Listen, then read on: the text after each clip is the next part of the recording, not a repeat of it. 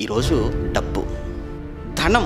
జనరల్గానైతే heart beat ఎలా ఉండాలి? Lub dub, lub dub. కానీ చాలామంది అలా కొట్టుకోదట.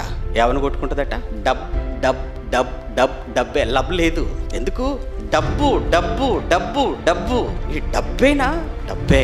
అలా అయిపోయిందా ఈరోజు? అలానే మారిపోయిందంటే ప్రస్తుతం చాలా మందిలో ఉన్న ఆలోచన చెప్పారు కదండి. అన్నిటికీ మూలం ధనం, అన్నిటికీ మూలం డబ్బు. డబ్బు ఉంటే దేన్నైనా మనం కొనేయచ్చు.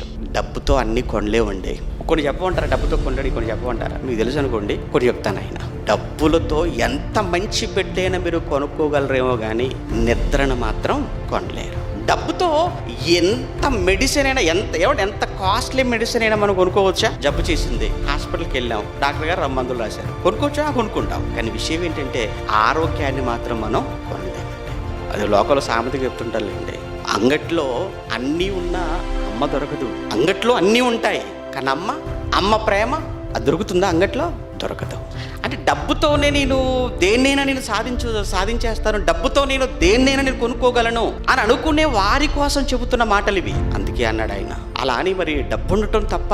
డబ్బు ఉండటం తప్పు కాదు. కానీ ధనం అనేది ఎలా ఉండాలి? మనకు సేవ చేసేదిగా ఉండాలి తప్ప యజమానిగా మారడానికి వీల్లేదు. ఈరోజు విచిత్రం ఏంటంటే డబ్బే మనల్ని నడిపించేదిగా ఉంది. డబ్బు నిన్ను నడిపించకూడదు, నువ్వు దాడిని నడిపించుకోవాలి. అది నిన్ను ఆపరేట్ చేయకూడదు, నువ్వు దాన్ని ఆపరేట్ చేయాలి.